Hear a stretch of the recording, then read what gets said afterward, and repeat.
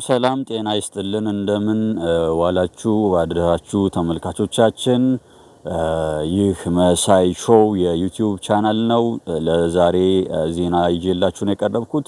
እንግዲህ በአፋር ክልል የተከሰተው የእሳተ ገሞራ ፍንዳታ ሁላችንም የምናውቀው እውነት ሆኖ ሳለ እንግዲህ የእሳተ ገሞራው ፍንዳታ በአፋር ክልል ዳናኬል ዲፕሬሽን በሚገኘው እሳተ ገሞራ ግዙፍ እሳተ ገሞራ እንደተከሰተ ሁላችንም የምናውቀው ነው። እሳተ ገሞራውን ተከትሎ ከፍተኛ መጠን ያለው እሳትና ጭስ ታይቷል ነው የተባለው። ይህም በአካባቢው ነዋሪዎች ላይ ከፍተኛ ስጋት ፈጥሯል።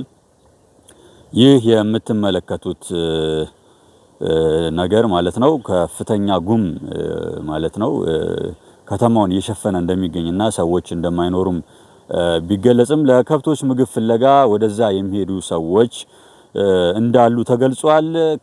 ስለዚህ ጥንቃቄ ቢደረግ መልካም ነው እንላለን። ነገር ግን እሳተ ገሞራው ከዚህም በከፋ ሁኔታ ሊስፋፋና ሊንሰራፋ እንደሚችል ተገልጿል።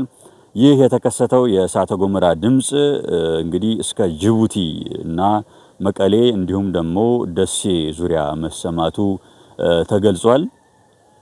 ይህ የድምጽ መጠን ከዚህ በፊት ታይቶ የማይታወቅና የሚያስፈራ ነጎድጓዳማ እንዲሁም መብረቃዊ እንደሆነም የተገለጸው። በሌላ በኩል እሳተ ገሞራው በርካታ ቱሪስቶችን ይስባል ተብሎ ነው የሚጠበቀው። ይህ ነገር የዓለምን ትኩረት እጅግ በጣም የሳበ ነው። የዓለምን ትኩረት የሳበ ነው። ይህ እሳተ ገሞራ በርካታ በረራዎችን አስተጓጉሏል።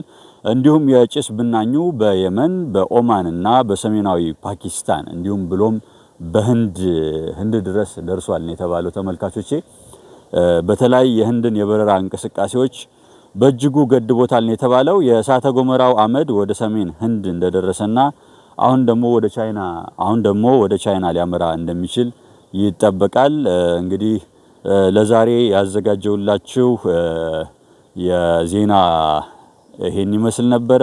ቻናሉን ሰብስክራይብ በማድረግ ቤተሰብ ይሁኑ እንላለን። አመሰግናለሁ። በሰላም ዋሉ።